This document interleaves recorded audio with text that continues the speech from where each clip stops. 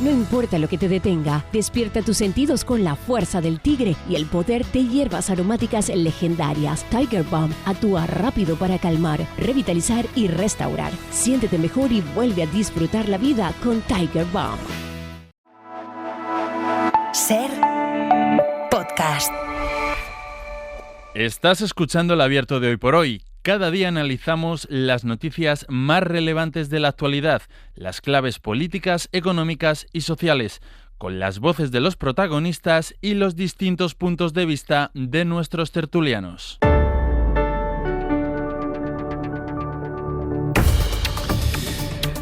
Entramos ya en el tiempo del Abierto esta mañana con Carlos Sánchez, a quien ya saludábamos antes. Hola, Carlos. Hola, ¿qué tal, Pedro? Que Buenos sigue días. con un café en el estómago.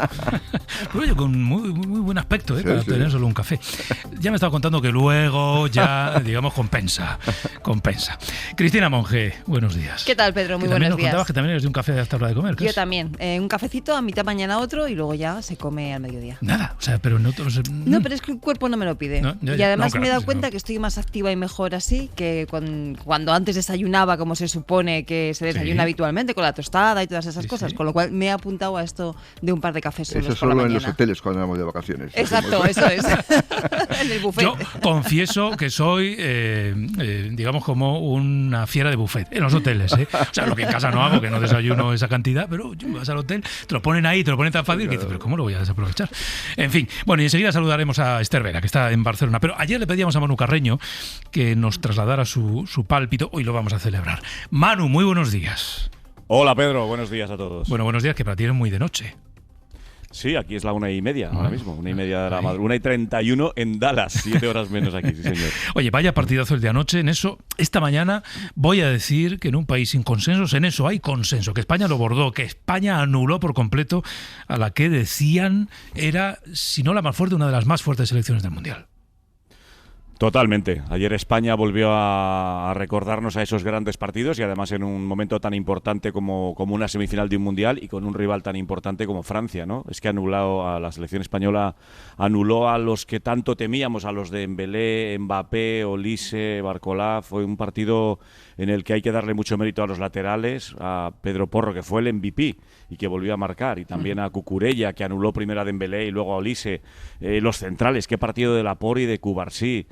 Es que, y luego a partir de ahí, Rodri, Fabián, Dani Olmo, qué partidazo. Yo creo que al final es una España tan coral que es difícil destacar a un jugador. Destacas el conjunto, han ido de menos a más claramente en el Mundial, en lo futbolístico y también en lo físico. Y ayer pues hicieron un partido, yo decía anoche en el larguero que para mí posiblemente sea el partido más redondo y más completo de España en una Copa del Mundo, en los Mundiales. No sé si, bueno, sí preguntarte, claro que quiero preguntarte por qué rival prefieres para la final. Pues prefiero Argentina, la verdad. Me gustaría... A ver, me da exactamente igual. Lo importante, como dicen los jugadores, es que ya están en la final y hoy vamos a ver muy relajados la otra semifinal, sabiendo que ya estamos nosotros el domingo en Nueva York, pero prefiero Argentina. Me parece que, aunque muchos dicen, no, cuidado Argentina, las ayudas de los árbitros, Messi, milongas. Me parece sería una final preciosa. España-Argentina. A Inglaterra ya le ganamos en la final de la Eurocopa hace 2 años. Oye, pues si hay otro España-Inglaterra, bienvenido sea. Pero creo que tiene mejor equipo, más completo Inglaterra y mejor seleccionador que Argentina, que es verdad que son los campeones del mundo, pero creo que España le puede hacer más daño a Argentina, a pesar de Messi y a pesar de que son un equipo muy canchero y que también tiene sus armas. Pero si me das a elegir, España-Argentina sería una final espectacular. Ayer le hacían esa misma pregunta a Luis de la Fuente y decía lo mismo, que bueno, que el que sea será, pero que si le dan a elegir, pues que él preferiría Argentina, incluso por la relación que tiene también con el seleccionado argentino, ¿no? Bueno, a ver, ayer te pedí el pálpito para la semifinal, hoy te pido el pálpito para la final. El pálpito. ¿Qué quiere? Resultado y goleadores, ¿no? Con los minutos. No, pues con el pálpito me vale. Pues mira, te digo una cosa. Vamos a esperar lo que están esperando todos. Que ese partido de Lamine, que es verdad que todavía no ha llegado a ese partido tan redondo como ayer llegó el partido del equipo, pero todavía no ha llegado a ese partido en el que Lamine ha dicho aquí estoy yo, aunque está jugando bien, defendiendo, dándolo todo, corriendo, pero no le ha salido ese partido redondo a él. Pues mira, ojalá que Lamine, que todavía no ha marcado en este Mundial, que marcó 1 en la pasada Eurocopa que ganamos, pues ojalá que un gol de Lamine para batir a Argentina, por ejemplo, nos dé la segunda Copa del Mundo y la segunda estrella. Vale. Lo firmo ahora mismo. Sí, yo también. Bueno, pues nada, igual el lunes te vuelvo a llamar Muy bien. y comentamos el gol de Lamine. La ventaja es que ya no serán 7 horas menos, serán 6. Bueno, en mira, Nueva York. habrás dormido 1 hora más, que oye. Serán pues mira. solo 6 horas menos, Pedro. Gracias, Manu, un abrazo fuerte. A vosotros, buen café a todos. Chao. Venga, creo que está Esther Vera, ¿no? Ya en Barcelona. Hola, Esther, buen día. Hola, buen día. Ya ¿Cómo estáis? estamos ahí haciendo el cambio de estudio. Lo voy a contar, esta es una cosa técnica. Dice, ¿y por qué no ha saludado a Esther Vera antes? Pues porque en Barcelona hay que ir cambiar de estudio, coger el cable, conectar aquí, conectar allá y ya está. Pero ya está hecho. Bueno, ¿visteis el partido ayer o no? Anoche. Sí, claro. Por supuesto, Sí, ¿quién sí. no? Sí, ¿Quién sí, no? sí. Sí. Yo la primera parte la vi, en la segunda ya caí como un ceporro en el sofá. Me quedé completamente dormido. Es curioso porque en esos primeros momentos en los que uno se duerme, que está casi en dormevela, yo de repente oía, entonces, abría los ojos, que tenía la tele puesta, y decía, uy, ha sido un casi. Entonces me volví a dormir.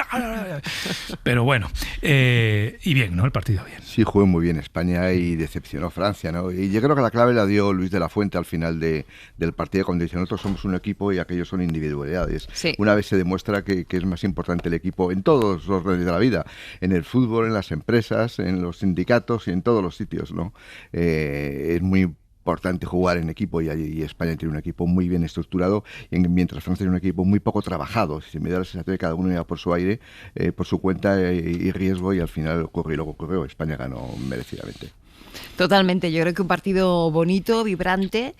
No solamente que yo creo que vimos, por lo menos yo, de todos los partidos de este Mundial, creo que el mejor con muchísima diferencia, ¿no? De hecho, ojalá en la final repitamos, juguemos, ¿no? Como se jugó ayer. Y sobre todo a mí me gustó mucho ver a un partido, lo decía antes Manu Carreño, ¿no?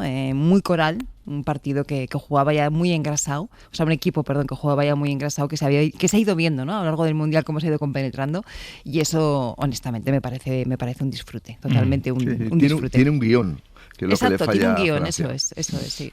Esther. Sí, a mí me sorprendió Francia, la verdad. Yo creía que Francia pondría un poco las cosas un poco más difíciles. Y la verdad que me pareció un buen partido de España, fue divertido. Y para el futuro, yo como Manu, la verdad es que también espero a Messi y a Lamine Yamal en la misma cancha. Yo sé que los ingleses tienen un ritmo muy alto, son muy intensos físicamente, hacen un buen juego vertical, es un equipo buenísimo. Pero Argentina tiene ese talento individual, ¿no? Ese cambio de partido, ese cambio de ritmo que te cambia completamente un partido, que a mí me hace más gracia. La verdad es que me divertiría más una final con Argentina, y me gustaría mucho ver a Messi ahí con Lamine Yamal, con un Lamine Yamal crecido y fuerte, digamos. Sí, a lo mejor si pensamos en quién es un rival que nos puede facilitar más la victoria, dicho sea de paso, una final de un Mundial nadie te la facilita, ni mucho menos, ¿no?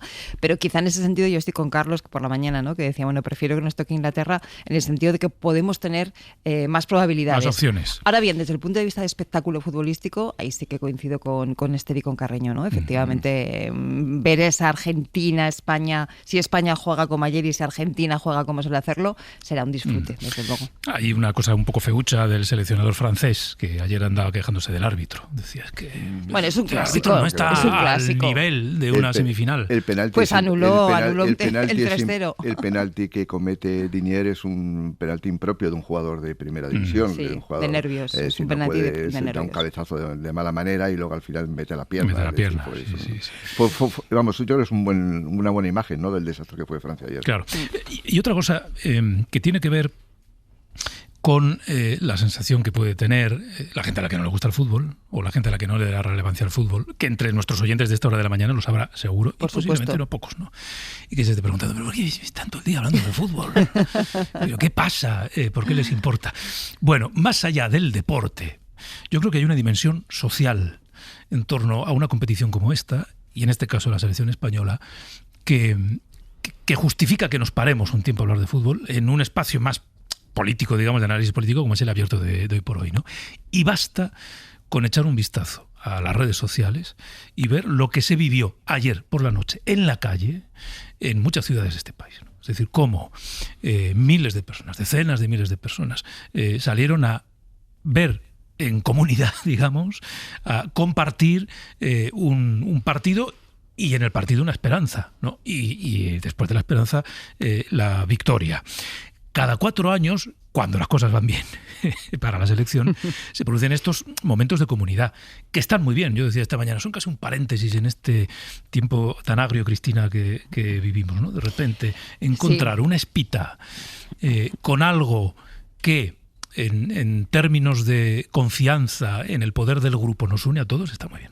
Bueno, yo creo que en España todavía somos, digo todavía, más comunitarios y somos más sociedad de lo que a veces este individualismo feroz que tenemos nos puede hacer ver, ¿no?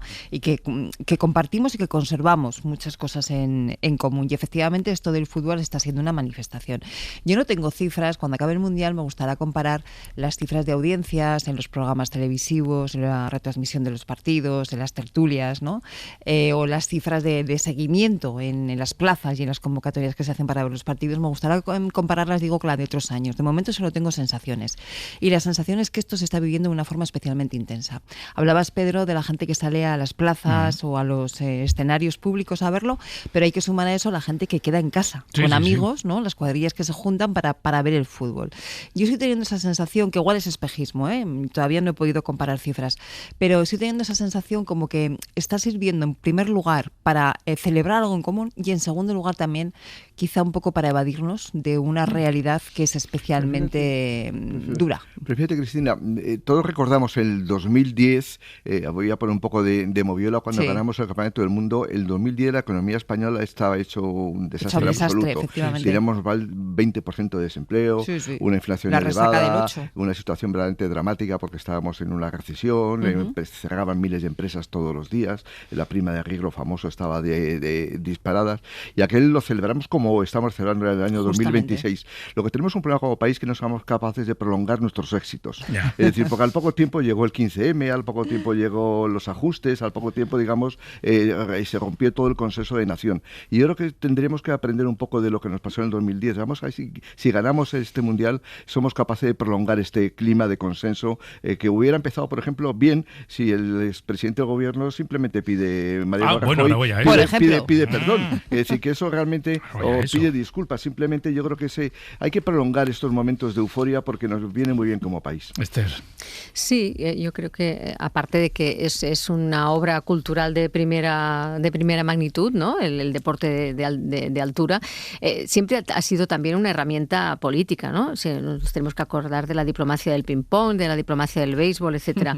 Pues desde este punto de vista, un partido, una selección es un mensaje político, por decirlo de alguna manera. Y esto lo dejó clarísimo Rajoy el otro día. Por lo tanto, el papel de la inmigración y de la diversidad en un equipo que juega pues de manera ilusionante y de manera noble, pues es un mensaje político de primera magnitud. ¿Que eso se pueda alargar en el tiempo? Pues me parece muy difícil. Porque Rajoy ya lo dejó clarísimo lo que piensa, y me parece que no es precisamente el clima que pretenden desarrollar algunos partidos de extrema derecha. Pero fíjate que estoy muy de acuerdo, Esther, cuando dices una selección es un mensaje político. Tenemos el mensaje de Rajoy, famoso, luego lo comentaremos, pero tenemos también el icono, o uno de los iconos de este Mundial, que es el hermanito de Lamine Yamal, ¿no? Bueno, y Lamine Yamal mismo. Y el propio Lamine Yamal, efectivamente, que se han convertido en stickers, que seguro que a todos nos ha llegado por el móvil algún sticker, y eso también es un mensaje político, ¿no? O las declaraciones de Lamine Yamal ayer, creo que fue diciendo, bueno, el fútbol es integración, es diversidad, es pluralidad, y yo creo que esa España en estos momentos es la que está saliendo a la calle a celebrar. Claro. Voy a hacer un cebo, que estos cebos siempre funcionan. Me tengo que parar un momento para ir a la publi, y a la vuelta hablamos de Rajoy. ¿Quién no se va a quedar ahí escuchando la radio? Si yo le digo, vamos a hablar de Rajoy. No con Rajoy, sino de Rajoy, que ha vuelto a escribir un artículo grandioso en algunas. A mí me gustan mucho las preguntas estas que se formula Rajoy en los artículos para no responderlas. Ojo, que es gallego, pero que se las escribe él, las preguntas. Ahora hablo del fondo político, pero en el artículo que he publicado esta noche dice, ahora hay que concentrarse en la final, Argentina y Inglaterra. ¿Cuál nos gusta más? Y dice, a mí ninguno. Además, mis preferencias son irrelevantes, así que no vamos a perder el tiempo. Jugaremos contra el que gane. Pues claro, no vamos a jugar contra el que pierda. Dice, ¿qué hay que hacer? lo que diga el entrenador y puedan los jugadores. Son de fiar. Así que tranquilidad. Nos veremos allí en el partido. Preguntas que no responde, pero que esta es una técnica habitual en los artículos de Rajoy. Digo que para un momento y ahora les cuento lo que dice, mejor dicho, lo que no dice después de la que se lió con su frase de una Francia sin franceses, hablando de la selección y refiriéndose a que la mayor parte de los jugadores de Francia en la selección son negros. Entonces así, no lo ponía, no lo escribía así, pero es lo que quería decir. Bueno, comentamos el artículo y después nos vamos a ir a Gibraltar.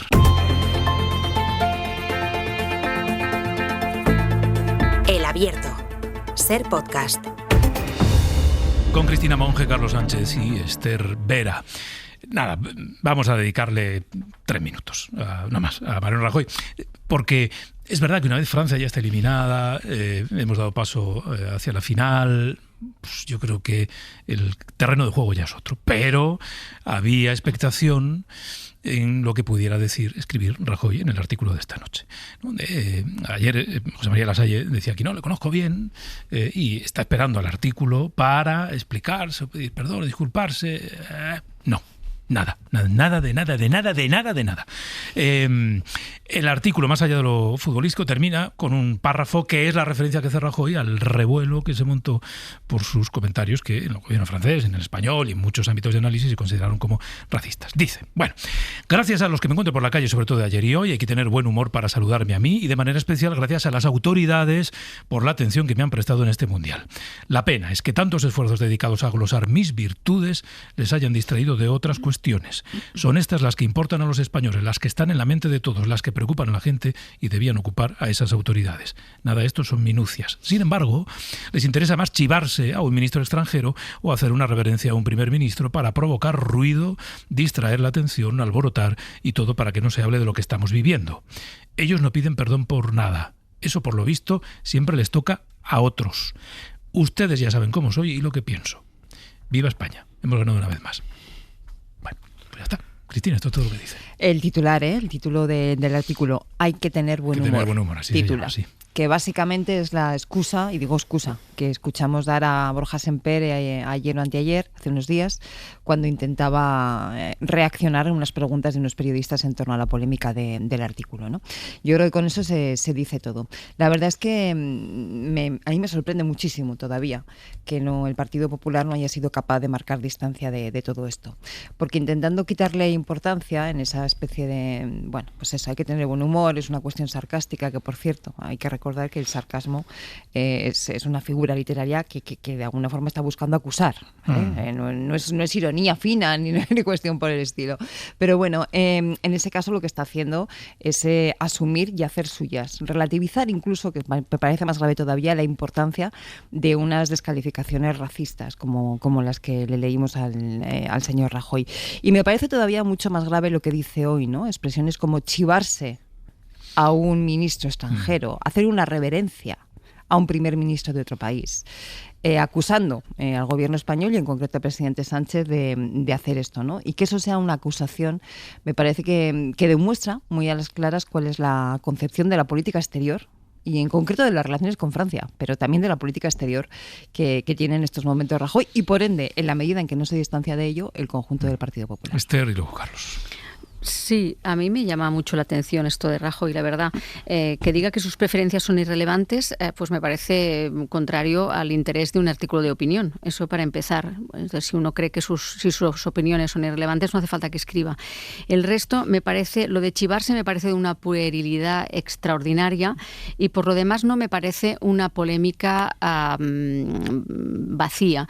Me parece realmente muy importante lo que ha pasado. Me parece que demuestra muy bien lo que piensan algunas personas sobre la inmigración, sobre la diversidad y sobre cómo están construidas nuestras actuales sociedades, no las futuras ni las pasadas, sino nuestras actuales sociedades. Y por lo tanto, ayer supongo que también debía pensar que Lamine Yamal no es español. Y que acabe con un Viva España, pues a mí me da un poco de pereza, porque esta España a mí me da mucha pereza. Esta España que representa pues poca diversidad y poca tolerancia tolerancia, pues la verdad es que me da bastante pereza. Carlos. Sí, en una cosa tiene razón el señor Rajoy en el título de su artículo. Hay que tener buen humor, dice, pero el problema es que el chiste es muy malo. Que decir, el tema de la inmigración no es un tema menor, No ni es es un chiste. tema para tratar de manera jocosa. Que decir, pues estamos hablando de sociedades multiculturales donde hay conflicto, donde hay un debate permanente en la sociedad y por lo tanto yo creo que alguien que es presidente del gobierno pues tiene que tomar el humor cuando sea bueno. Cuando sea un chiste malo, pues mejor no decirlo. Porque además tiene una ventaja, a los expresidentes del gobierno les pasa como a los premios Nobel. Tiene una ventaja respecto al resto de la humanidad, que ya pueden decir lo que quieran. Yo me acuerdo, decían que los premios Nobel de Economía lo bueno es que viajaban por todo el mundo y a todos le preguntaban cómo está la economía de su país. Dice, si yo supiera cómo está la economía de los 200 países del mundo, pues no sería premio Nobel, sería pues algo mucho más importante. Y los expresidentes del gobierno tienen esa libertad para poder hablar de lo que quieran y no estar sometidos al partidismo. Y yo creo que es una buena oportunidad ahora mismo el señor Rajoy de haber dicho, pues me desmarco de que el Partido Popular no me ha hecho ningún reproche y voy a pedir disculpas porque creo que fue excesivo mi comentario. No ha aprovechado esa oportunidad que tienen los presidentes del gobierno para hablar con libertad de lo que quieran, como los premios Nobel. También tienen otra ventaja, tienen otra ventaja, que es una cosa que en Francia tienen clarísimo, que es el papel institucional de los ex jefes del Estado, de los presidentes de gobierno, de los presidentes de la República. Y como los franceses en las instituciones sí que creen, y que creo que es una cosa que podríamos copiarles, pues es una pena que alguien con responsabilidades diplomáticas y con responsabilidades de altísimo nivel llegue a este nivel de puerilidad. Claro, es que podríamos asumir, ¿no?, que los expresidentes puedan decir efectivamente lo que quieran, porque se les podría suponer una cierta altitud de miras, ¿no? Y una altitud de miras, ¿no? Pero claro, cuando vemos cuestiones como este artículo, el del otro día, u otras declaraciones del señor Rajoy o de otros expresidentes, pues efectivamente eso no se entiende de ninguna de las maneras. Supongo que con ese, ustedes ya saben cómo soy, lo que está diciendo es, saben que no soy racista. Pues el problema es que has escrito un argumento que es muy escrito racista. Un argumento profundamente racista en un contexto en el que en estos momentos en Europa la ultraderecha avanza justamente alardeando de racismo, con todas sus letras sin disimular. Y en ese momento tú haces eso, que por cierto, hasta Le Pen le estaba acusando de racista. Sí, hasta la extrema derecha francesa no le pareció bien. ¿Cómo estarán las cosas? Vamos a marcharnos hasta, iba a decir la frontera, la verja. Bueno, la verja sigue existiendo. Gibraltar, hablo de Gibraltar. La acabarán quitando. Ayer quitaron un trocito, ¿no?, en un acto simbólico. Allí está Gloria Masaya. Gloria, muy buenos días. Hola, buenos días. Hablamos de esa frontera, hasta anoche, frontera entre Gibraltar y España, entre Gibraltar y el campo de Gibraltar. Esa frontera antes se cruzaba, había que identificarse y demás. Ahora es un lugar por el que pasas, Gloria, porque ya simplemente se pasa. Entiendo que ya hay más movimiento, ¿no?, allí esta mañana.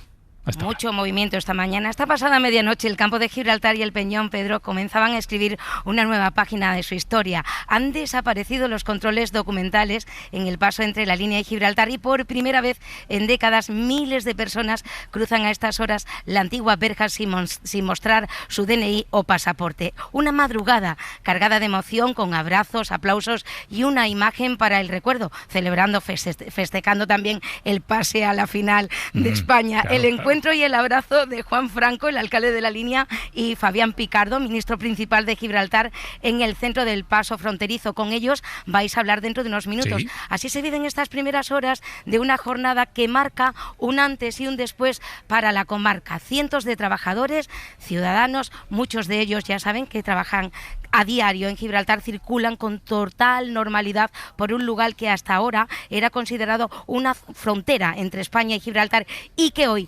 simboliza el inicio de una nueva etapa de libre circulación entre ambos territorios. Caras de felicidad, según dicen, sensación de libertad. Claro, después de tantos años, Gloria, no sé si os ocurre que casi como un automatismo, tú te acercas a la verja y sacas el DNI. Hoy digo, y dices, no, que ya no toca. Yo creo que si hubiese que ponerle un nombre a esta zona, ahora mismo lo que dice todo el mundo es que sensación más rara esta, ¿no? Claro, el paseo de la antigua frontera, el paseo de la nueva libertad o el paseo de la sensación tan rara. Ya. Qué raro esto. Claro, pero la verja sigue estando, digo físicamente. Bueno, la verja sigue estando físicamente, lo que sí hemos visto esta mañana es la retirada de las cabinas de control de la Policía Nacional, que ha sido como muy emocionante para los que somos de aquí. Yo soy de la línea de la Concepción y llevaba viéndola toda la vida, así que imagínate, cuando he visto esas grúas retirando esas cabinas, he dicho, bueno, esto no se me va a borrar de la memoria en la vida. Claro, es que hay elementos físicos, ¿no?, que simbolizan cosas, y que en este caso, como esas cabinas, cuando se retiran, el simbolismo es otro muy diferente. Y además con mucho poder simbólico, ¿no? Bueno, pues Gloria, quédate por allí, porque luego otra de las cosas que vamos a hacer es conversar con un trabajador que lleva pues toda la vida yendo y viniendo del campo de Gibraltar al Peñón, y que hoy también lo habrá hecho, pero en un día muy raro para él y para todos. Gracias, Gloria. Luego volvemos contigo. Gracias, y efectivamente, hasta luego. a partir de las 9 de la mañana vamos a hablar con el ministro principal de Gibraltar, con el alcalde de La Línea, porque para ellos y para todos los vecinos de la zona y del Peñón es un día histórico. Seguimos. No importa lo que te detenga, despierta tus sentidos con la fuerza del tigre y el poder de hierbas aromáticas legendarias. Tiger Balm actúa rápido para calmar, revitalizar y restaurar. Siéntete mejor y vuelve a disfrutar la vida con Tiger Balm.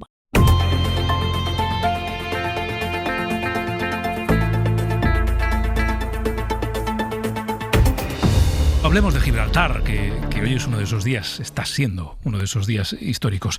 En el Peñón, en la sede de gobierno, hay un compañero, el director de contenidos de Radio Algeciras, Rubén García. Hola, Rubén. ¿Qué tal, Pedro? Buenos días. Día especial también para ti, ¿no? Te voy a decir que a través del mail, el director de la sede de Andalucía, Antonio Yelamo, me decía, oye, Rubén es de allí. Y seguro que para él es un día muy especial, porque lleva toda la vida viviendo algo que ha cambiado esta noche. Sí, a ver, yo soy de La Línea, Pedro, y mi abuelo trabajó en Gibraltar y mi hermano trabaja en Gibraltar, y evidentemente para todos los que somos de La Línea el día de hoy es un día muy especial, es un día histórico, como venimos contando desde muy temprano, ¿no? 44 años después de que la verja, que estuvo 13 años cerrada, se volviera a abrir en 1982 y volviera a unir a dos pueblos hermanos como Gibraltar y La Línea. Anoche literalmente desaparecía esa verja, era un momento histórico que además no se quisieron perder miles de personas de ambas poblaciones, muchos de ellos fundiéndose además en un abrazo, ¿no?, que deja las claras que las relaciones de un lado y otro van mucho más allá de las relaciones laborales, económicas, comerciales, que son importantes, claro, pero que me atrevería a decir, Pedro, que cuando hablamos de las personas están en un segundo plano, ¿no? Abrazo, por cierto, que anoche se dieron también Fabián Picardo y Juan Franco, ¿no?, el ministro principal de Gibraltar y el alcalde de La Línea, que dejaron una foto para la historia, la de un paso fronterizo ya libre, sin controles, sin colas, que nadie ya puede utilizarlo con fines políticos, una libertad que esta mañana, bueno, pues están experimentando miles de personas que sienten alivio, que sueñan con un futuro de oportunidades, un futuro que ya está aquí, ¿no?, gracias a la aplicación de ese tratado sobre Gibraltar, que hoy es una realidad en este 15 de julio. Y Fabián Picardo y Juan Franco, que anoche se dieron un abrazo, están hoy juntos aquí en la cadena SER. Fabián Picardo, muy buenos días. Hola, buenos días. Juan Franco, muy buenos días. Buenos días, ¿qué tal? Señor Picardo y señor Franco también, ¿qué poder simbólico tiene un abrazo, ¿no? Algo tan humano, ¿no?, y tan físico como un abrazo como el que se dieron ayer. Señor Picardo, simboliza justo lo que acaba de pasar. Hombre, algo tan humano y también tan normal y tan cotidiano, porque Juan y yo nos abrazamos muy a menudo, porque cuando viene a verme no nos estrechamos solamente las manos, ¿no? La realidad de esta zona va mucho más allá de lo que se puede estar reportando en cualquier momento al norte de Despeñaperros. Aquí esa cercanía es la cercanía de todos los días. Somos familia, somos amigos, y este acuerdo no podría haber sido el éxito que es si fuera un Mercosur del sur de la península ibérica. Este acuerdo es de las personas que están aquí, es para las personas que están aquí. Y como es por personas, hemos tenido la capacidad de llegar a la meta, aunque ha sido difícil. Claro. Alcalde, estando cerca como están, que es lo que nos cuenta el señor Picardo, de manera histórica, ¿no?, y tradicional, hombre, un poquito más cerca, ahora que no existe, digamos, esa separación fronteriza, sí que se sienten. Pues la verdad que sí. Esta mañana, cuando he cruzado la frontera, pues frontera sigue existiendo, hay dos territorios, ya no hay verja ni controles, la sensación ha sido de libertad, de poder decir, coño, estoy yendo a un sitio que para nosotros es lo más cotidiano del mundo. Yo, por ejemplo, si saliéramos andando, estamos en el aeropuerto de Gibraltar, mi casa está a 15 minutos, en La Línea. Pero es que mi despacho, del despacho del señor Picardo, andando pueden ser 25 minutos, como mucho, ¿no? A ti te pagan mucho la gente. Sí. Un poquito más de 25. Y después vengo por aquí a Gibraltar, vengo con cierta habitualidad y voy saludando a gente por la calle casi como si estuviera en mi pueblo, porque es que, de facto, son dos ciudades en una, con dos gobiernos, dos sistemas jurídicos distintos y dos economías. Pero sí que la gente vive en un sitio, trabaja en el otro, va a tomar unas tapas en un sitio, vive en el otro, compra en un sitio, vive en el otro, y ese tránsito diario creo que ahora se va hasta incrementar más, y creo que era un anacronismo. No vamos a hablar del muro de Berlín, porque quizá allí también hubo mucho muerto y demás, pero la situación aquí evidentemente agradable no era, porque estabas un poco al albur incluso de que la política exterior, el viento fuera para un lado o para otro, para contarte a ver cómo de dura estaba el paso a través de la frontera y que te pedían si pasaporte.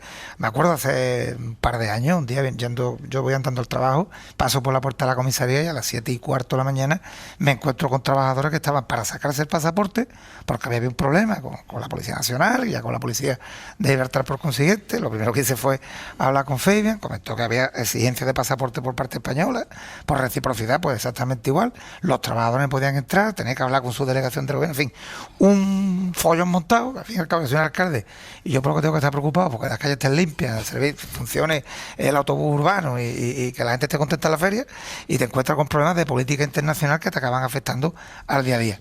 Y gracias a Dios y al trabajo enorme y la comprensión que ha habido por parte de todo el mundo, hoy hemos llegado al punto que hemos llegado. Claro, porque lo decía usted, señor Picardo, en el fondo, más allá de las cosas que se enquistaban en los despachos, ustedes están hablando de la gente, ¿no? De la relación de la gente de uno y otro lado. Y el caso de Rubén, yo creo que puede ser paradigmático. Decía, bueno, mi padre, mi hermano trabajan en el Peñón, yo soy de la línea. Bueno, estas son las relaciones que se tejen en ese territorio. Correcto, y la verdad que, como cuenta Juan, tuvimos un momento muy difícil durante la negociación, donde iba todo muy bien en los despachos, pero de pronto en la frontera hubo una acción de la Policía Nacional Española, no dirigida por las autoridades españolas, que nos trajo el efecto del Brexit duro. Aunque fue solamente por 2 o 3 horas, pero nos trajo el efecto del Brexit duro. Y creo que eso ayudó a todo el mundo a comprender por qué estábamos tan empeñados en conseguir el acuerdo. Porque lo que hoy es tan fácil, como has dicho tú, Juan, que has visto a los trabajadores transfronterizos pasar, y esta tarde pasada gente a ver su familia en el otro lado, a llevar a los niños al fútbol, etcétera, eso se hubiera convertido en una acción casi imposible si se aplicara el código Schengen ahí con toda la dureza como se aplicó esa mañana. Aunque yo le quisiera dar las gracias esta mañana a ese teniente de la Policía Nacional Española, Pícaro, que le decíamos en ese momento, por haber traído esa realidad a que la ciudadanía comprendiera en ambos lados de la frontera por qué sus políticos estaban tan empeñados en seguir en los despachos, llegando a un acuerdo que se convertiría en un tratado que quitaría el peor efecto del Brexit, porque yo digo que este tratado nos ha permitido esquivar lo peor del Brexit. En algún momento, señor Picardo, usted temió que se pudiera torcer la negociación. La verdad que en todos los momentos yo sabía que tenía un cómplice en mi amigo José Manuel Álvarez. Sabía que él quería lo que yo quería, que era llegar a un acuerdo donde no tuviéramos que comprometernos en los temas fundamentales, porque eso no lo aceptaría la ciudadanía de Gibraltar, ni tampoco tendría legitimidad en España. Teníamos que poner todas esas cosas aparte, pero que queríamos llegar a un acuerdo porque comprendíamos cuál era la alternativa. Y creo que esa alternativa era la que nos imperaba que siguiéramos ahí y que nunca se torciera, que había momentos difíciles, y no en lo político, porque todos decís, es que sí era donde estaba el policía, no estaba el policía. No, es que es muy técnica la Unión Europea. La Unión Europea es una creación legal y muy técnica. Y entonces poder conseguir que Gibraltar, que es un sitio pequeño de 40.000 personas, se integre en esas dos partes de la Comunidad Europea, en la cual nunca fuimos parte, en los 50 años que fuimos parte de la Comunidad Europea, que es Schengen y libre movimiento de mercancías, es difícil, Es difícil a nivel técnico, olvídate de la política. Entonces yo lo tenía muy claro, sabía que íbamos a llegar, tuve momentos difíciles, claro, conforme mirábamos el texto y cómo se podía adaptar y tal, pero había también por parte de la Unión Europea con Maroš Šefčovič, que es un tío fantástico y espero que venga aquí a toda la zona a conocer la línea, a conocer Gibraltar, y también con sendos ministros de Asuntos Exteriores y primeros ministros del Reino Unido, el apoyo pleno para poder conseguir este acuerdo. Estamos hablando de la verja, que digamos es la imagen que lo simboliza todo a ojos de los habitantes de la línea, del Peñón y del resto de españoles. Pero claro, lo que cambia es mucho más que solo el paso fronterizo, ¿no? Señor Picardo, ¿cuál cree usted que puede ser o que va a ser la mayor transformación que se va a vivir ahora, tanto en el Peñón como, digamos, en las relaciones bilaterales? Bueno, yo creo que lo más importante va a ser que las personas de aquí y de allí no se van a tener que pensar cómo van a llegar a un puesto de trabajo, cómo van a llegar a ver un familiar, etcétera, etcétera. ¿Eso qué va a hacer? Que va a cambiar la mentalidad. Es lo más difícil de cambiar. Cuando tú como político quieres cambiar algo, puedes pintar la muralla de otro color, puedes hacer esto o lo otro. Pero cambiar mentalidades es lo más difícil. Y creo que este tratado lo que hace, y las escenas de euforia que vimos anoche, lo que hacen es indicarnos que las poblaciones en ambos lados quieren cambiar el chip, quieren estar más unidos. Y yo lo tengo clarísimo. Mi abuela era española y se casó con uno de Gibraltar.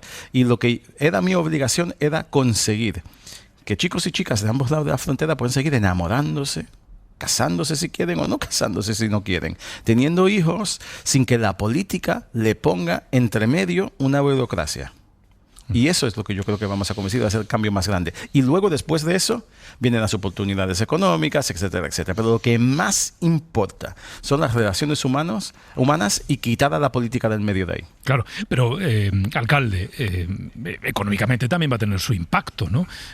No solo para el Peñón, sino también para la línea y toda la zona. Bueno, va a haber efectos.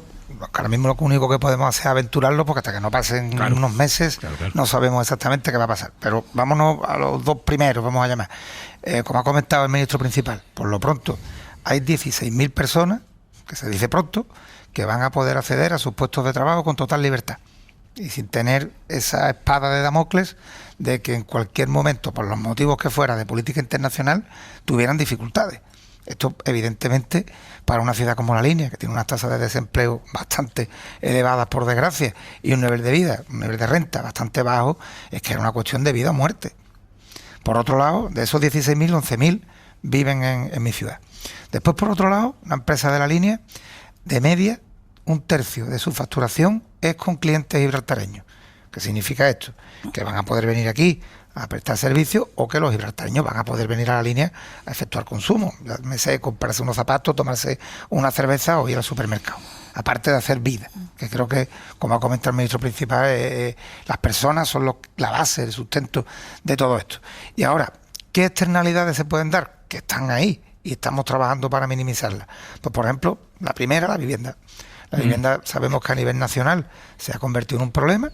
Nosotros acabamos de aprobar un plan de ordenación urbana y nos encontramos con que en Gibraltar, no voy a decir cantidades porque está aquí el ministro principal y no quiero que me regañe, pero el metro cuadrado es sensiblemente más caro que en nuestra ciudad. Y el nivel de renta en Gibraltar es más alto que en nuestra ciudad. ¿Qué significa esto? Que hay personas que están comprando ya en La Línea. Ya tenemos preparado un paquete de en torno a 1.500 viviendas para todos los bolsillos, que espero que lleguemos a final de año con las licencias concedidas y que personas que tengan poder adquisitivo alto puedan acceder a viviendas de alto standing, de bolsillo medio también, y un paquete de en torno a 150 viviendas públicas en régimen de alquiler para las clases más desfavorecidas económicamente. Hablo de este tema porque creo que en la ciudad ahora mismo puede ser la principal preocupación en el tema económico, pero también me voy otra vez al punto de partida, que es que la alternativa, perdón por la expresión, pero que era la muerte.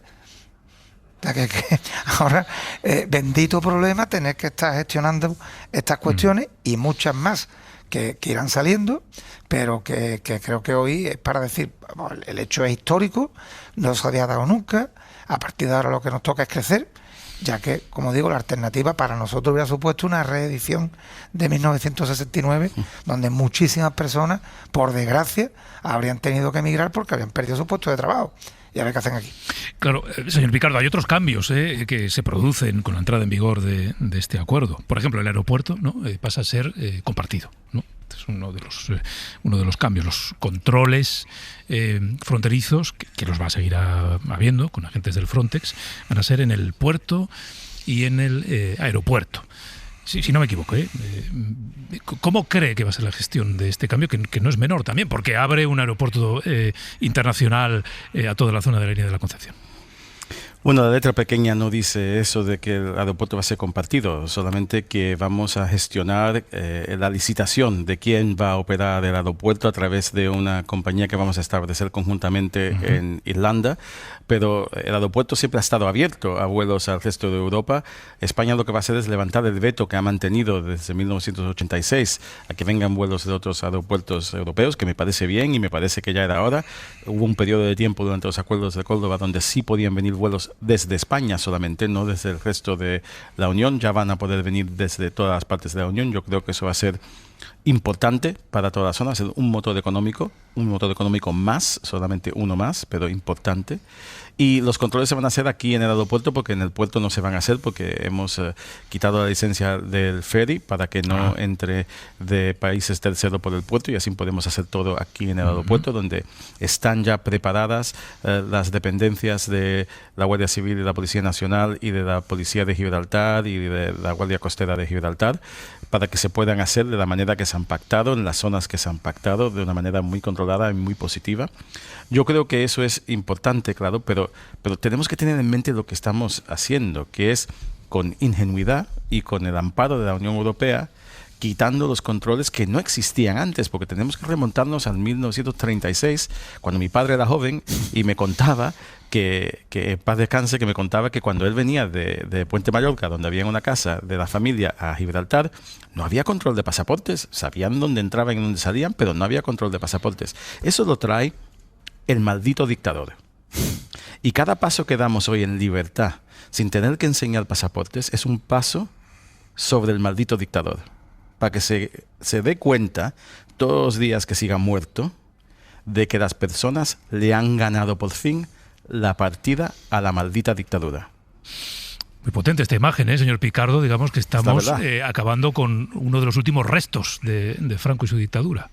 Sí, porque mover los huesos de Franco está todo muy bonito y me parece absolutamente bien lo que hizo el Partido Socialista, y ya era hora, pero también era importante mover el resto de su maldito legado aquí en la zona. En el tiempo del abierto estamos hablando hoy, a esta hora, de un momento histórico. Final de la verja que separaba el campo de Gibraltar del Peñón. Y lo estamos haciendo con el ministro principal de Gibraltar, con Fabián Picardo, con el alcalde de la línea, con Juan Franco, y está allí nuestro director de contenidos de Radio Algeciras, Rubén García, al que le quiero ceder la palabra también, porque él mejor que nadie conoce la zona, y me siento un poco impostor aquí haciendo las preguntas de alguien que seguro que las hace mucho más afinadas que yo, Rubén. Bueno, Pedro, sí, yo quiero preguntarle primero a Fabián Picardo un asunto. Además de la firma ayer del tratado sobre Gibraltar en Bruselas, se firmó algo muy importante para el pueblo de Gibraltar, que es ese concordato, además acordado con la posición aquí en Gibraltar. Se firma con Reino Unido y establece que ninguna decisión a partir de hoy en relación a este tratado se puede tomar a espaldas del pueblo gibraltareño.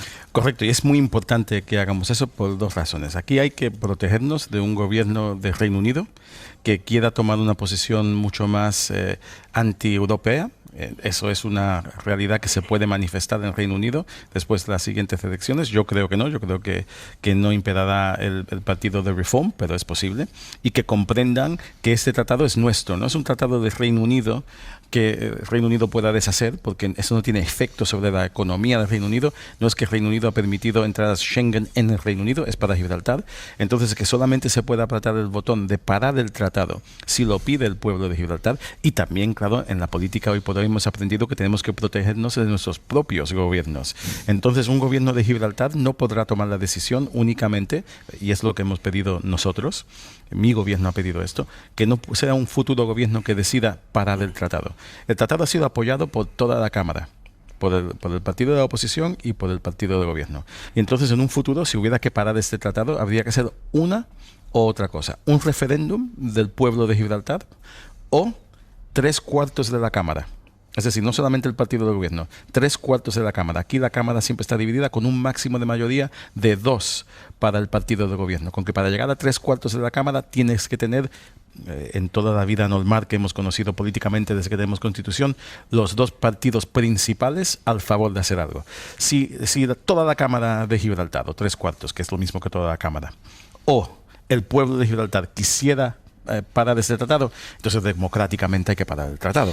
Pero que no pueda un gobierno una mañana levantarse cabreado con un ministro de Asuntos Exteriores español o una tontería de estas y en un momento tomar una decisión de parar el tratado, y que tampoco pueda un primer ministro del Reino Unido, vamos a decir nominalmente un Farage, llegar al número 10 de Downing Street y decir hoy paro el Tratado de Gibraltar. No, señor. Esa no es la posición. Esto es una decisión del pueblo de Gibraltar que debe de imperar. Pedro, y me vas a permitir 2 cosas más. Uno, porque a los 2 os he escuchado en las últimas horas dar las gracias públicamente al gobierno de Pedro Sánchez por su talante en la negociación. ¿Cómo de importante ha sido que en este contexto haya habido un gobierno socialista, un gobierno progresista en esta negociación? Y luego también, al hilo del aeropuerto, quiero preguntaros, porque la gente necesita ver cosas, ¿no? Está muy bien que la frontera ya no tenga controles, pero la gente necesita saber, al hilo de lo que hablábamos antes del aeropuerto, cuándo se va a poder volar desde Gibraltar a Madrid, a Barcelona o a otros puntos de Europa, y lo que significaría en concreto para la línea ese uso conjunto del aeropuerto. ¿Empiezas tú, Juan? Sí, bueno, lo mismo va a ser breve la primera parte, la segunda me extiendo un poquito más. Yo creo que esa consonancia de colores políticos en Gibraltar, Londres, Madrid, ayuda muchísimo. Ahora también te tengo que decir, había otro color político en Londres, Gibraltar siempre ha estado el mismo, y al señor Álvarez yo lo único que tengo son palabras de agradecimiento y admiración. Y lo digo a boca llena y abiertamente. Ahora queda otra parte de la película que habrá que tratar con el Ministerio de Trabajo, de Transporte, esa otra película que empezaremos a partir de mañana a pelear. Pero el esfuerzo que ha hecho el Gobierno de España por alcanzar el acuerdo, en coordinación, por supuesto, con el Gobierno británico y, por supuestísimo, con el Gobierno de Gibraltar, ha sido ímprobo, porque todo el mundo ha tenido que ceder en cosas que para ellos eran delicadas. Nosotros, al fin y al cabo, hemos estado como el que ha visto un partido de tenis, viendo pum, pum, pum, y lo que quería es que se llegara a esto. Y la verdad que hemos llegado a buen puerto y encantado. Respecto al aeropuerto, sin entrar en tecnicismo, no utilizo palabras porque sé que alguna, conjunto, compartido, expandido, me meto en un lío y no tengo ganas de que nadie me tire de la oreja. Como alcalde de la ciudad, pues encontrarnos pared con pared literalmente con un aeropuerto. De hecho, los 2 recrecimientos van a estar en nuestro término municipal y creo que es una noticia excepcional. Lo que sí, como hemos estado hablando antes de esta charla, tertulia, entrevista, lo que necesitamos es que se implanten ya vuelos fundamentalmente a Madrid, que es la capital de España. Si después hay vuelos a Copenhague, bienvenidos. No, a Barcelona, que hay que llevar el fútbol. El buen fútbol. O sea, yo con Madrid ya voy contento. Pero vuelos que nos permitan una conectividad no solo de Gibraltar, también de la línea y el resto de la comarca con la capital, porque eso creo que va a incentivar muchísimo las posibilidades de negocio y de crecimiento. Bueno, yo lo que veo es una oportunidad de tener vuelos a los puntos más distantes de la península ibérica, a la zona del noreste y el noroeste, también a Madrid, que sean en un buen horario. Correcto. Porque la última vez no eran un buen horario, que vengan pronto y que también vengan vuelos más allá, al norte de Europa, que traigan a turistas aquí, a toda esta zona. Pero quiero contestar la primera parte de tu pregunta siendo un poco indiscreto, y creo que José Manuel Álvarez, mi buen amigo, mi gran amigo José Manuel Álvarez, me lo va a permitir hoy. Y es decir, una frase que usó él en el almuerzo que tuvimos ayer en Bruselas, un almuerzo muy distendido, que Maroš Šefčovič dijo que era el mejor almuerzo que había tenido en todo su tiempo en la comisión, porque ya no habían papeles, estábamos celebrando, ¿no? Y dijo José Manuel, cuando estábamos hablando de todo este tema, ¿no? Dijo, es fácil hacer las cosas cuando crees en ella. Y yo le dije, me quedo con esa frase. Esa es la frase del día, porque había momentos difíciles, pero era fácil tomar decisiones difíciles porque creíamos en ello. Y por eso me va a dar muchísimo gusto ver que él y Pedro Sánchez van a estar aquí en la zona hoy. Se merecen celebrar esto. Han tomado decisiones más allá de la reclamación casposa, aunque no han cambiado, como dijo José Manuel ayer, ni una coma de la reclamación, ni va a cambiar nada de la realidad, pero han sido valientes, han querido tomar un paso para proteger a las personas, y creo que eso es un mérito, un logro, y que la historia les pondrá en su sitio, y será muy buen sitio. Pues Fabián Picardo y Juan Franco, ministro principal de Gibraltar, alcalde de La Línea, que hoy van a tener un día intensito, porque, bueno, pues esto tienen visitas. De repente, claro, cuando se estrena una casa, pues los amigos vienen. Oye, a ver cómo ha quedado la casa. Pues hoy van algunas visitas para allí. Les agradezco el tiempo que nos han dedicado. Felicidades por este día. Y, bueno, ya volveremos a contar una ocasión y un motivo para volver a hablar. Ha sido un placer. Muchas gracias. Gracias. Buenos días. Pero no nos vamos a ir todavía a Gibraltar, porque claro, hemos hablado mucho de los trabajadores, queremos hablar con uno de ellos. Volvemos a La Verja, al paso fronterizo, donde estaba y está de nuevo Gloria Masaya. Cuéntanos, Gloria. Aquí estamos, no nos hemos movido. Hoy queremos poner voz a la historia a través de quienes la han vivido en primera persona. Momo Valle lleva toda una vida cruzando la frontera entre La Línea y Gibraltar. Lo hace para trabajar.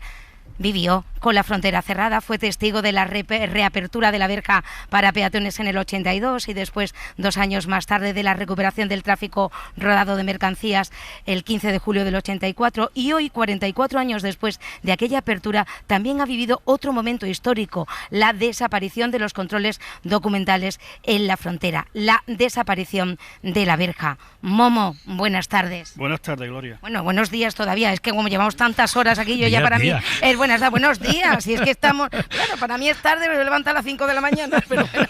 Pues imagínate para mí que me he levantado a las 3, ya casi la noche. Estamos bien, enhorabuena.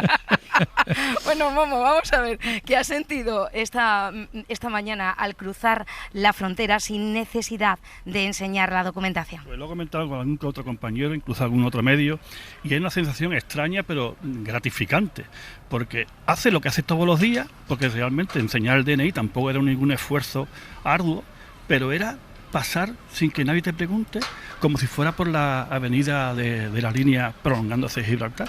Sensación extraña pero agradable. Momo, muy buenos días. Buenos días. Te saludamos desde Madrid. Claro, una de las cosas que se ha comentado antes en la conversación con el ministro principal y el alcalde de La Línea es que en estas relaciones bilaterales ha habido algunos picos de tensión, de repente se endurecían los controles fronterizos. Supongo que para alguien que todos los días tenía que cruzar, una de las cosas peores en los momentos de mayor tensión bilateral era la incertidumbre, ¿no? De hoy, ¿qué pasará? ¿Hoy me dejarán o no me dejarán? Cierto, pero es que, como bien dice, cada vez que había algún tipo de conversación entre España y el Reino Unido, donde estaba el tema de Gibraltar de por medio, temíamos los trabajadores que al día siguiente habría algún tipo de represalia, por un lado u otro.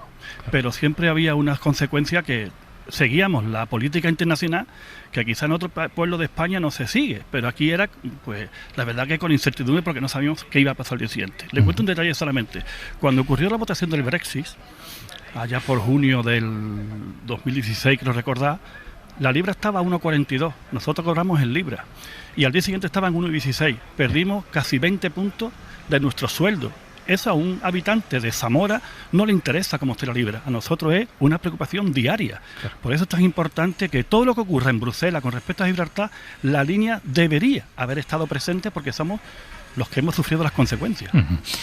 Se decía también en la conversación previa que en el fondo esto va de economía también, y de relaciones bilaterales y de política internacional y diplomacia, pero sobre todo va de gente. Usted pues lleva toda la vida yendo y viniendo de La Línea, del campo al Peñón y del Peñón a La Línea. ¿Cree usted que esta modificación, la desaparición de la verja, con todo lo que va asociado, va a cambiar algo la manera de entender la relación entre las personas? Pues a nivel laboral será una alegría, porque cuando uno terminaba su horario laboral, bien a las 4 de la tarde o sobre más o menos sobre esa hora, luego te encontraba que cuando cogía la curva del túnel, te encontraba que había 3 horas más para llegar a tu casa. Entonces, la jornada laboral no eran 8 horas, eran 12. Para entrar problemas que podían ocurrir, dependiendo qué orden habían recibido la policía o guardia civil, porque quiero recordar que las colas lo han producido siempre la parte española. Nunca han pedido control de pasaporte exacto para provocar una cola ninguna policía gibraltareña. Siempre han sido la Guardia Civil, con órdenes superiores, por supuesto, pero siempre del lado español. Y supongo que se producía esa situación peculiar de no sé, un agente te pide el pasaporte y lo revisa minuciosamente y tú a esa gente lo ves todos los días. Y podrías decir, pero si me ves cruzar todos los días, alma de Dios, si sabes quién soy, si vengo todos los días a las mismas horas, al mismo trabajo, ¿no?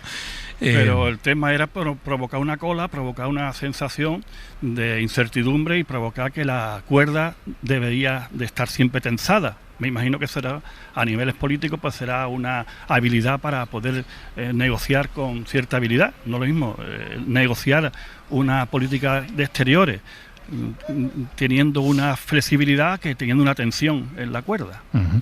Claro, ahora, si ya no va a haber nunca más colas, una cosa que usted gana es tiempo para su ocio, para su familia.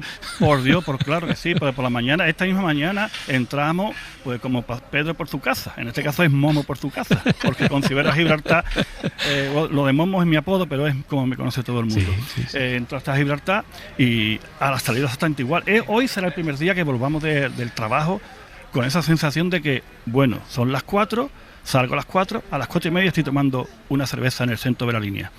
Que no es poca cosa. Fresquita. Es lo que nos mantiene. Que nos mantiene la esperanza de la cerveza fresquita, que no es mala esperanza. Bueno, Momo, entiendo que le hemos sacado del trabajo, no sé en qué trabaja, tampoco se lo quiero preguntar, pero a ver si el jefe, salvo que usted sea su propio jefe, a ver si le va a decir algo. Hombre, ya está bien de celebrar, que ha caído la verja. Muchas gracias, Momo, por habernos acompañado. Un placer. Bueno, pues muchísimas gracias. Gracias. Oye, Gloria, pues nada, ya para ti se ha pasado 10 minutos más, buenas madrugadas. Dentro de un ratito, buenas noches. Mira, Pedro, fíjate que comentaba con Momo hace un momentito, recordábamos cuando los que teníamos familia en Gibraltar y estaba la verja cerrada, nos saludábamos desde la verja de la línea, había un campo neutral y después la verja de Gibraltar y nos poníamos de acuerdo en colores para reconocernos desde lejos y poder saludarnos. Fíjate. No existían los móviles, claro, nada de esto, y era la única forma de poder saber cómo estaban nuestros familiares, porque así lo vivíamos los que somos de aquí. Claro. Y está bien que lo contéis, porque a los demás nos puede resultar complicado entender la relevancia que tiene para esa zona y para vosotros, los habitantes de esa zona, no solo del Peñón, que pase lo que ha pasado esta noche, ¿no? Claro, y ahora mismo hay una grúa que está retirando la verja y Momo y yo estamos aquí haciendo fotografías porque llevamos viendo esta reja tantos años y hay una grúa que está retirando la verja. Aquí es dicho y hecho. Pero han quitado las cabinas, van a quitar la verja, esto es rápido. Dile que para que quitan el peñón. Me van a quitar el Quantum a mí, me van a quitar el aparato, como sea así. Bueno, Gloria, un abrazo, muchas gracias. Muchísimas gracias. Bueno, Cristina Monge, Carlos Sánchez Esterbera, por cerrar este capítulo, ya hablamos de la sentencia y de la condena al hermano. Que habrá alguno diciendo, esto de la SER no van a hablar. Sí, claro, ¿cómo no vamos a hablar de la condena? Claro que sí. Pero bueno, por cerrar el capítulo de Gibraltar, bueno, yo creo que hay dos imágenes muy potentes. Esta que nos acaba de contar Gloria, ¿no? Es decir, cómo nos relacionábamos en los momentos más duros de uno a otro lado, ¿no? Nos poníamos de acuerdo en los colores de la ropa para saber a uno y otro lado de esa zona neutral que las cosas seguían bien, ¿no? Y que la vida seguía. Esto nos cuenta de una manera muy gráfica cómo era la relación entre las dos partes, entre los dos lados. Pero es otra imagen de Fabián Picardo diciendo que el dictador sepa, en fin, allí en la tumba cada día que la gente ha ganado, ¿no? Que también es una imagen muy potente, Cristina. Esa es una imagen muy potente. Paradójicamente, esto que estamos viendo hoy no deja de ser una secuela del Brexit.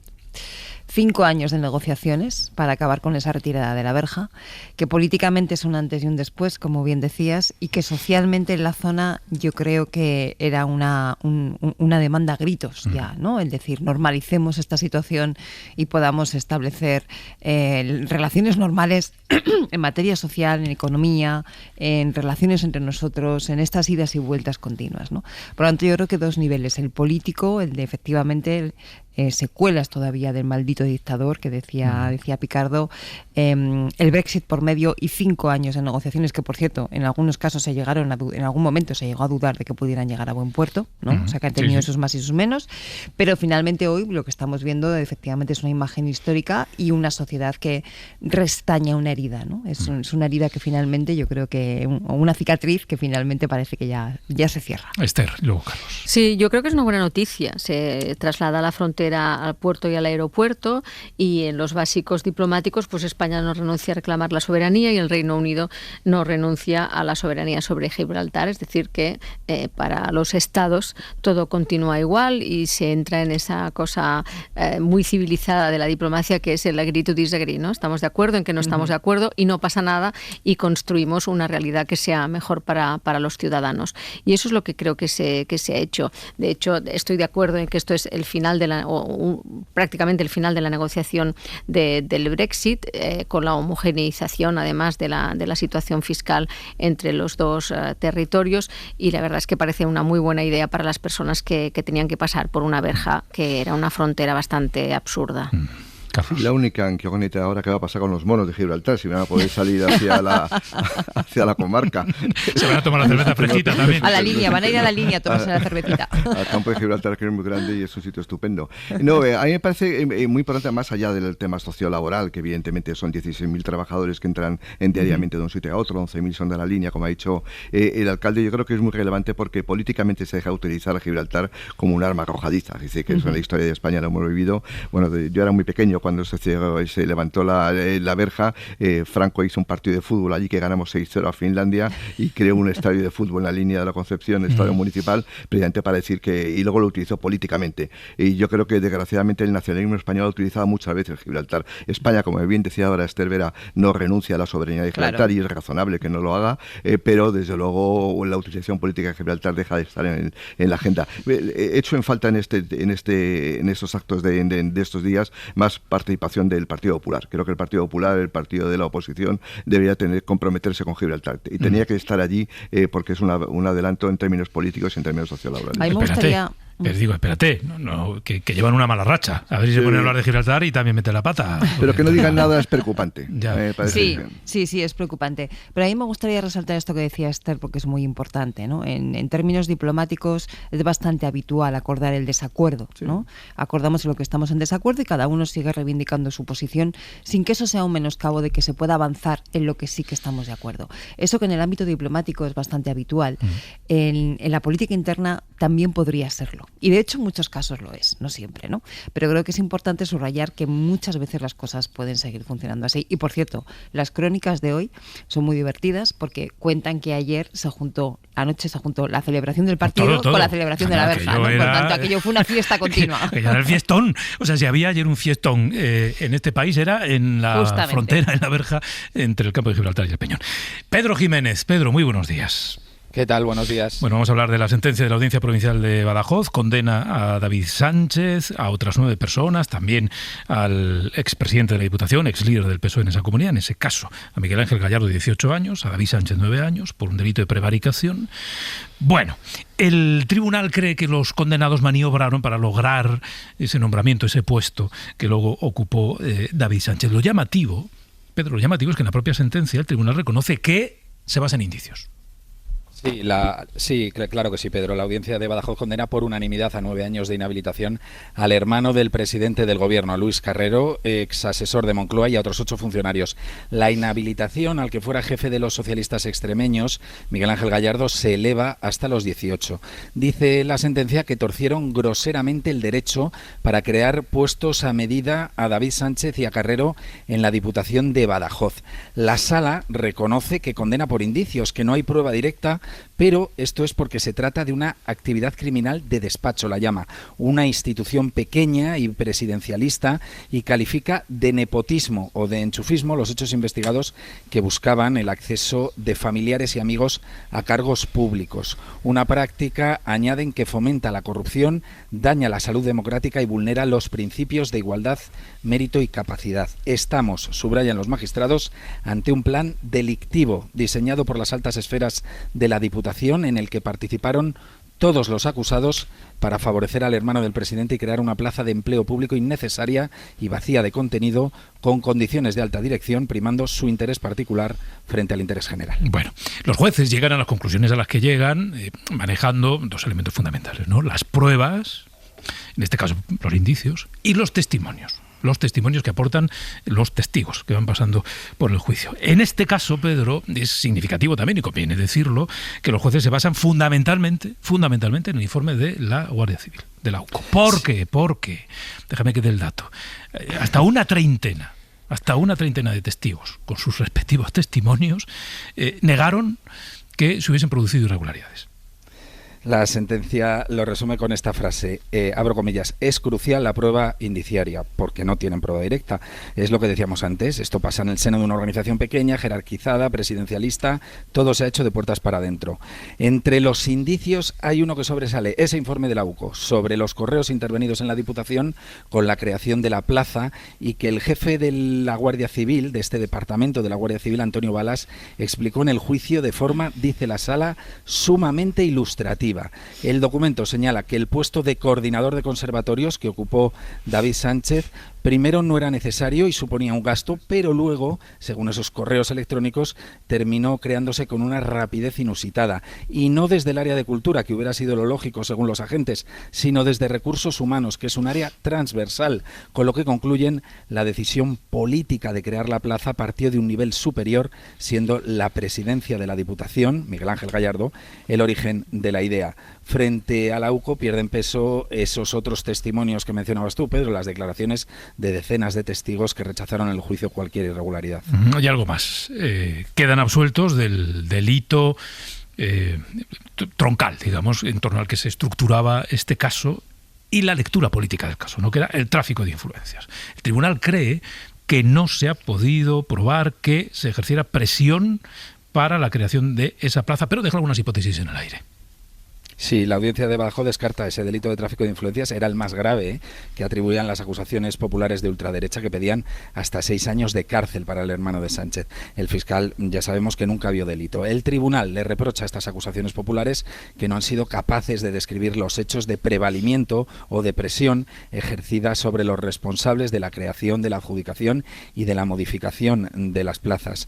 Dicen literalmente que se ignora quién o quiénes ejercieron ascendencia o influjo sobre los responsables de realizar la labor de torcimiento del derecho. Es decir, hubo una resolución ilegal para sacar esas plazas, pero no sabemos quién lo ordenó.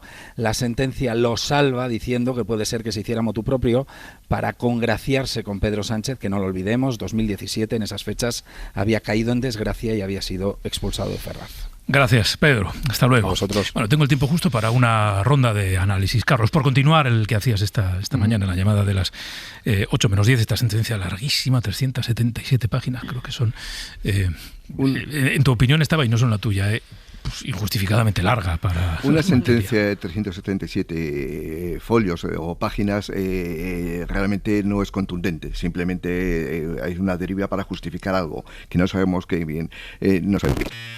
A mí, en este caso, como en otros que suceden cuando son políticos de importancia, siempre pienso en términos contrafactuales. ¿Qué hubiera pasado si el señor David Sánchez no fuera presidente, no fuera hermano del presidente del gobierno? Nada. ¿Alguien cree que iba a ir a el testimonio el guardia civil de Balas, el teniente coronel? Es decir, que fue él, a un caso, digamos, pequeño, que además nunca debe haber salido en el ámbito de lo contencioso administrativo. De hecho, la propia condena va más en el ámbito administrativo que en el ámbito penal. Es decir, precisamente por eso, porque nunca debió salir. Y a mí siempre me sorprendió cuando el teniente coronel Balas va a ese caso. Es decir, ¿por qué? Porque es el hermano del presidente del gobierno. Y por lo tanto, yo creo que si hacemos un análisis razonable de cualquier sentencia, te sorprende que el tribunal le dé tanta importancia a un asunto realmente menor. Es muy importante porque es político. Que eso no significa que que podamos aceptar los enchufes. Los enchufes son una desgracia en este país y forma parte de esa corrupción de despacho que dice la sentencia. Estamos contra todo tipo de enchufes. Pero claro, lo que nos pregunta cualquier ciudadano es: ¿y si David Sánchez no hubiera sido presidente del gobierno? ¿Alguien cree que iba a haber 375 folios? ¿Alguien cree que el teniente coronel Balas iba a desplazarse a Badajoz a un juicio? ¿Alguien cree que iba a tener tanto recorrido mediático? Pues yo creo que no. Esther. Sí, estoy de acuerdo con Carlos en esto último. A mí lo que me llama la atención es que no quede probado la presión sobre los acusados, y me recuerda eso de que alguien dio un correo para su publicación, que es lo del caso del fiscal general Álvaro García Ortiz. Entonces, yo lo que querría decir es que esto no es normal. O sea, los niños y las niñas que entiendan que esto no es normal en una democracia sana. Que haya juicios de valor en las sentencias, que los procesos se juzguen más por relatos o verosimilitudes, que la Fiscalía no esté alineada, que se hagan sentencias que a mí me parece que casi son aproximativas.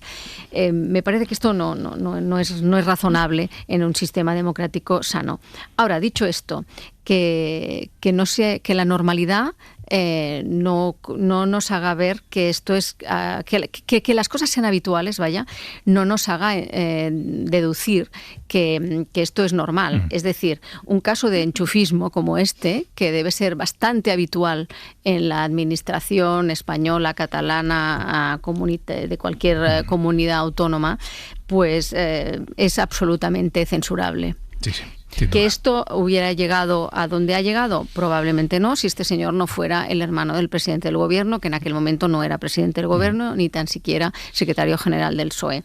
Pero que no consideremos que lo que puede ser habitual en determinadas administraciones sea normal democráticamente. En absoluto, es absolutamente reprobable. Por añadir un par de cuestiones a lo que decían los compañeros. La sentencia dice que efectivamente no queda probado que hubiera tráfico de influencias, pero sí que dice que hay prevaricación. Ojo, en la creación de una plaza que es de libre designación, para la que según la sentencia dice que no existe ni urgencia ni necesidad de creación. ¿Son los tribunales los que diseñan la política cultural de la Diputación Provincial de Badajoz? Porque con arreglo a la literalidad de la sentencia parece ser que sí, que son ellos los que tienen que valorar cuál es la política cultural de la Diputación Provincial de Badajoz y en ese sentido valorar si estas plazas tienen que estar creadas o no tienen que estar creadas, ¿no? Y luego el tema de las pruebas induciarias. Yo creo que los juristas van a debatir mucho de esto, ¿no? A mí me gustaría recordar que en el año 2021 la Audiencia Provincial de Madrid absolvió a Cristina Cifuentes del delito de falsedad documental al considerar que aunque existían indicios, es decir, había prueba indiciaria y sospechas sobre las irregularidades de su máster, no había pruebas directas ni indicios concluyentes de que ella hubiera presionado o inducido a la falsificación del acta. Ya. Fijaros qué formas tan diferentes de valorar las pruebas indiciarias, ¿no? Pero, y la credibilidad de los testigos, es decir, porque hay 30 testigos han dado un testimonio y otros han dicho, muy pocos han dicho lo contrario. Sí, ¿por qué siempre nos creemos los que son acusatorios en ese tipo de casos? Yo creo que Carlos decía, y tiene razón, la dimensión de quién es el hermano, ¿no? Yo leía esta mañana el titular de ABC, que creo que resume qué es lo que había del fondo en este asunto. Dice, la sombra del presidente planea por toda la sentencia. Aparece hasta 6 veces. Claro, cuando no está el cuerpo ya no sirve la sombra. Claro. Y si no estuviera la sombra, sería el perfil o el rastro. Pero de eso se trataba, claro, de que en algún momento la justicia dijera sí. Es que Pedro Sánchez, bueno, pero es muy importante saber quién es la acusación popular, ¿no? Claro, porque si es manos limpias, hazte oír PP y Vox, pues algo indica. Sí, pero en este caso, al principio se estuvo hablando de que el David Sánchez estaba fuera de España, que no declaraba tributariamente en nuestro país. Todo era mentira. O que tenía acciones del BBVA, se equivocó la Guardia Civil confundiendo las unidades con la cantidad de globales que tenía. Y al final... Pero es lo que ha quedado en la gente. Mucha gente piensa que ha sido condenado por temas fiscales. Claro, con brevedad. Al final, dejadme por favor que recuerde esa encuesta de 40dB para El País y la SER de hace, creo que fue la semana pasada. Sí, la semana pasada. En la que se confirmaba nuevamente que los españoles suspenden en confianza la justicia, pero ojo, con una visión muy asimétrica. Cuando se pregunta por la imparcialidad de la justicia, el 16%, creo que era, no será 15-16%, de los votantes conservadores dicen que no es imparcial, pero el 80% de los progresistas tienen esta percepción. Sí. Pues Cristina, Carlos y Esther, muchas gracias. Un abrazo. Ha sido a vosotros. Un placer. Enseguida hacemos avance de intenciones. No importa lo que te detenga, despierta tus sentidos con la fuerza del tigre y el poder de hierbas aromáticas legendarias. Tiger Balm actúa rápido para calmar, revitalizar y restaurar. Siéntete mejor y vuelve a disfrutar la vida con Tiger Balm.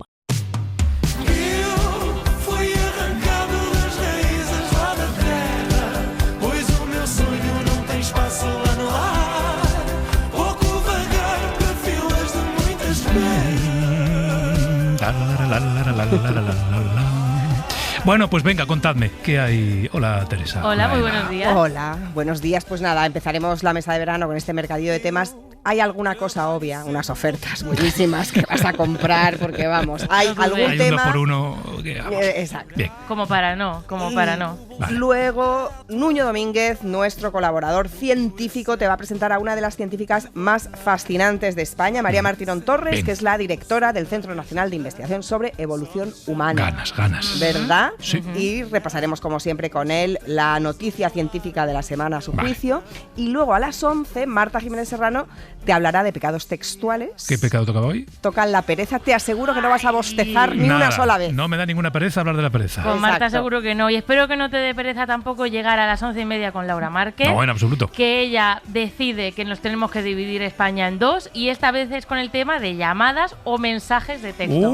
Temazo. Entonces, pido a la gente que haga un esfuerzo y llame al 900 100 800 y nos cuente ya qué prefieren: llamar o escribir, mandar un mensaje de audio, tal lo vez, que sea, todas las lo opciones que sea. posibles, un sticker, lo que sea. Pero llámenos. 900 100 800. Eso es. Gracias.